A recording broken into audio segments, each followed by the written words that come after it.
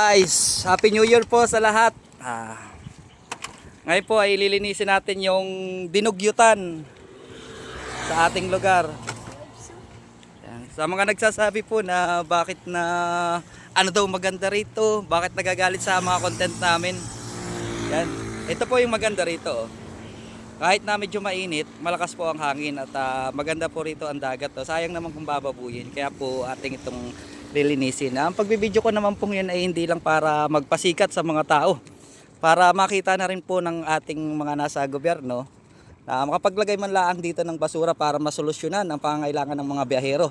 Kasi kung sakaling mayroon ditong basurahan, hindi naman siguro gaganto karami o maipon lang sana ito sa isang tabi.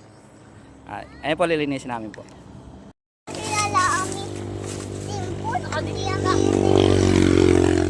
Ito.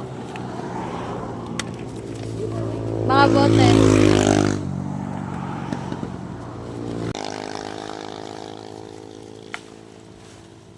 Uy, nainis ako. Ayun ako. Lagyan mo. Hello anak, silid mo ito dyan. Go na.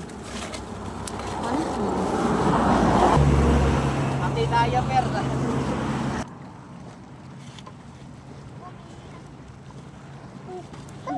Yan?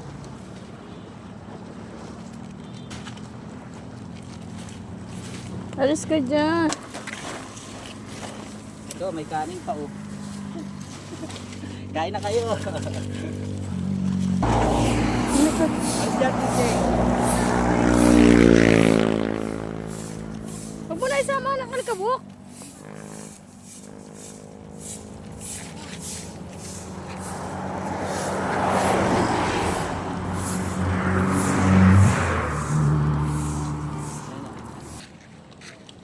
Hanggang doon pa yun sa dulo. Sir, pati tayo pa dito ko natapos.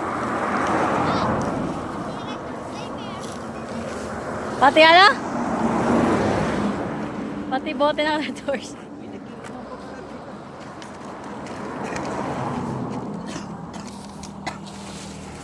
Maganda kasi rito paghapon. Saka sa umagang-maga pagka magkakape.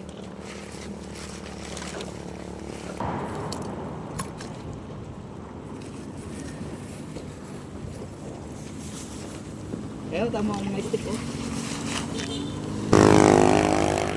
Apat pa eh.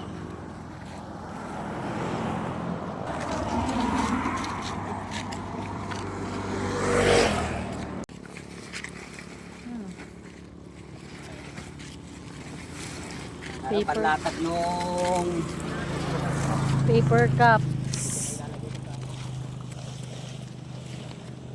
kahit pa paano nalinisan natin yung mismong boundary.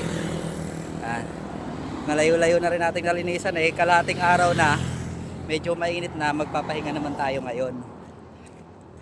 Tapos yung mga basura na nasako natin didiretso na ko. Yan.